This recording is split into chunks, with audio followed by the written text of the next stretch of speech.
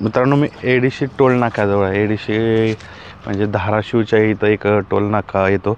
धाराशिवमध्ये आलो होतो. एवढा लांब कसं तर आपण इलेक्शन जो सर्वे घेतो त्याच्या निमित्त आपण आलो होतो. महाराष्ट्रभर फिरतो आहे. तर फिरता फिरता दावून एक मला आढळली चांगली बैल दिसली म्हणून अचानक जातोय. सांगा नाव काय? बैलचं नाव सांगा पहिलं. बळवंत दामोदर खटके. होय. पूर्ण गाव वगैरे ओळख सांगा. एडशी गाव, धाराशिव जिल्हा. तालुका धाराशिव, जिल्हा धाराशिव. बर. बैलांची ओळख द्या करून. हा गुन्ह्या आणि हा हौशन, तो राणा, छोटा राणा. इकडं कसा नाद धाराशिव मध्ये आपण इकडं नाद बैलगाड्याचा? हा बैलगाड्याचा नाद म्हणजे ज्यावेळेस तुळजापूरला आपल्या मैदान आई देवीच्या ह्याच्यात मैदान झालं त्यावेळेस पहिला धाराशिव जिल्ह्यात गाडा मालक पहिला आपण होतो. बरं, तुम्ही मालक आहे? हो. पहिला नाद तुम्हाला लागलाय? हो. मित्रांनो, या व्हिडिओला लाईक करा व सँडी आणि यादव या चॅनलला सबस्क्राईब करून जी घंटा दिसते ना तिथे क्लिक करा. त्यानंतर ऑलवर नक्की क्लिक करा आणि सगळ्यात पहिल्यांदा व्हिडिओ पहा. बर. हा मला नाद म्हणजे लहानपणापासूनचा छंद होता हा. पण इकडं बैलगाड्या कधी चालू झालीत धाराशिवला? आता 3 वर्ष झालं. होय. पहिलं नव्हते. मग नाद तुम्हाला कसा लागला? मी पुण्याला कराडला ज्यावेळेस बैलगाड्या बघायचो का तेव्हापासूनचा छंद होता. कुठली बैल बघितली? जुनी एखादा आवडीचा बैल? जुन्या आवडीची म्हणजे कराडला दामू शेरेकर म्हणून एक बैल होता. हे होता माणूस होता. हा, त्यांची बैल होती. कारगिल?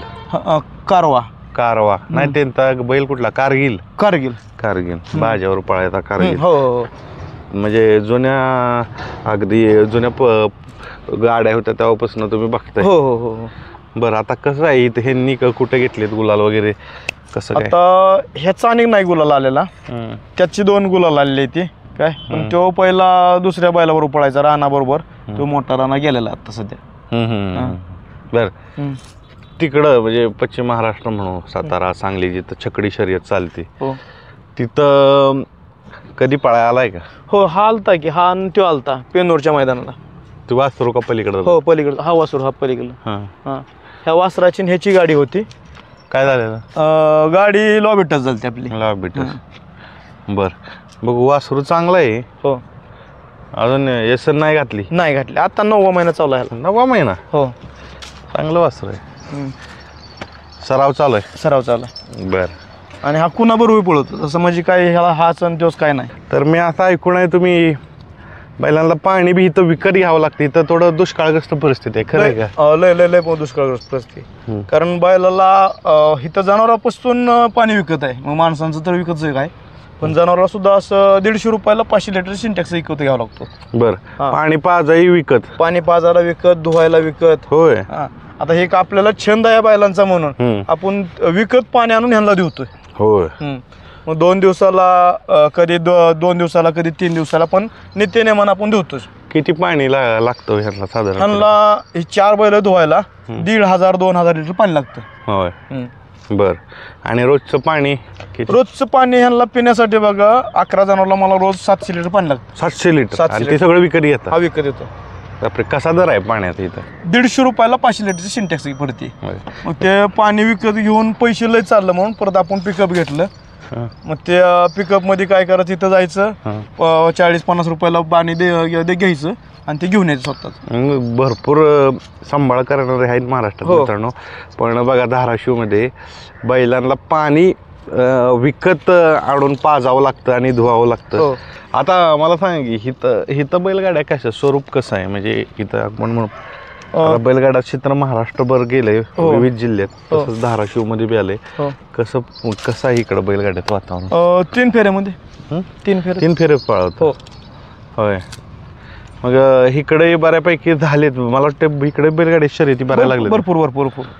आता धाराशिव जिल्ह्यामध्ये साधारण 200 ते 250 गाडी. होय, एवढे? हो.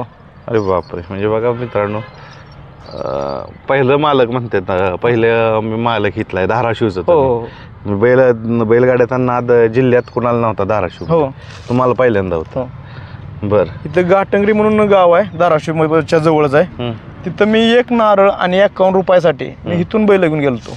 मग त्यावेळेस त्यांच्यापाशी मोठ्या बैलगाड्या पळत होत्या आणि त्याच्यानंतर परत त्यांच्यापाशी छकडी आल्या. आता बैल चांगले झाले ते त्यांच्यापाशी पण. म्हणजे छकडी शर्यतीत पहिल्यांदा तुम्ही बर कसं पाहता ह्या नादाकडे? आता नाद मोठा झालाय पहिल्यापेक्षा, त्यात प्रसिद्धी आलेले, पैसे आलेत, कसा वाढलाय नाद? इकडं सांगा पहिल्यांदा. आता इकडं तर भरपूर वाढलेला आहे बघा. कारण इकडं म्हणजे असं झालंय की प्रत्येक 10 घरामध्ये तर एक तर बैल तयार झालाय.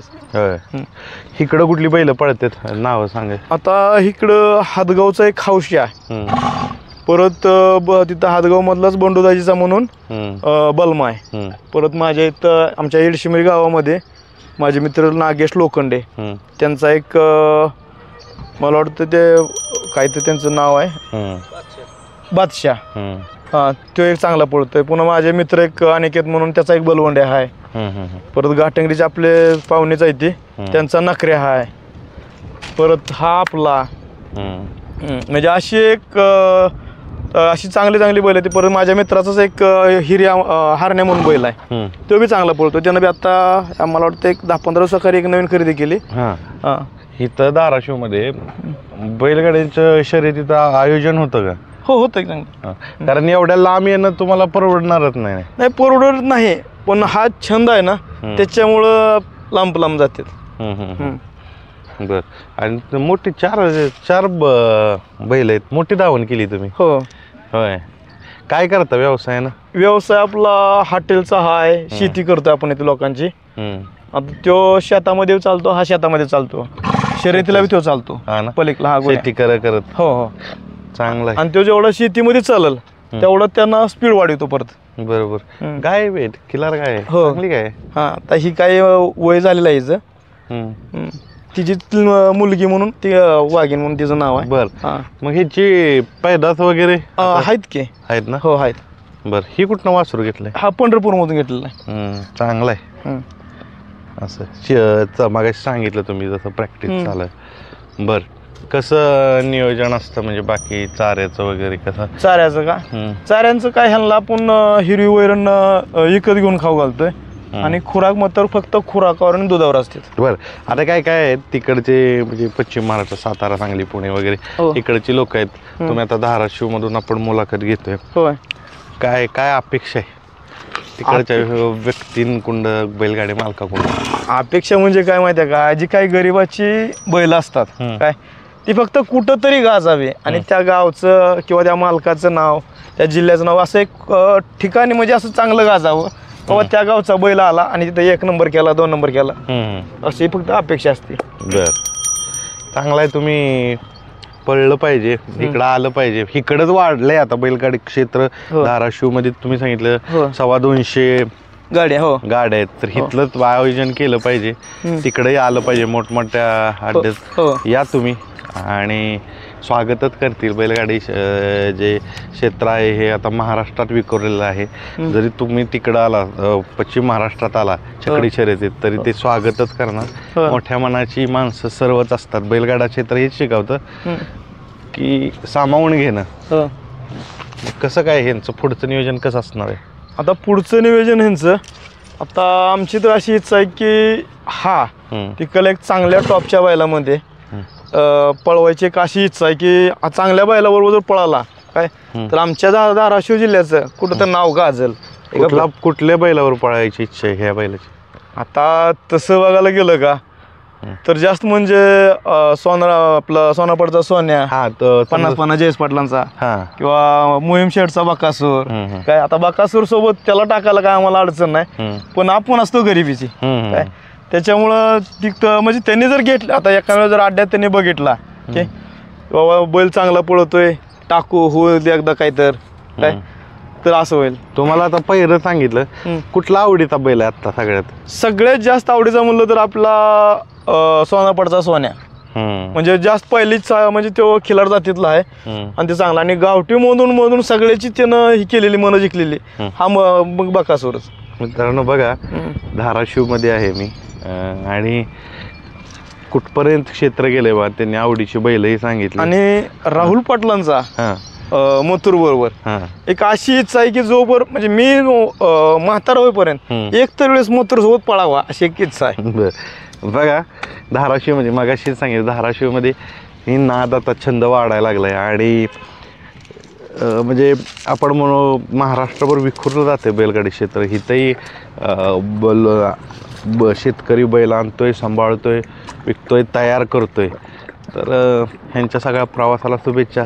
जसं यांची इच्छा आहे ह्या बैलांबरोबर पळायची सांगितलं त्यांनी, तर ती पूर्ण हो आणि एक चांगल्या प्रकारचं यश भेटो. मित्रांनो, हा व्हिडिओ तयार करण्यासाठी आम्ही आत्ता आहे धाराशिवमध्ये. इथनं किती लांब आहे धाराशिव? 18 किलोमीटर. 18 किलोमीटर. हो. चला मग मित्रांनो, धन्यवाद.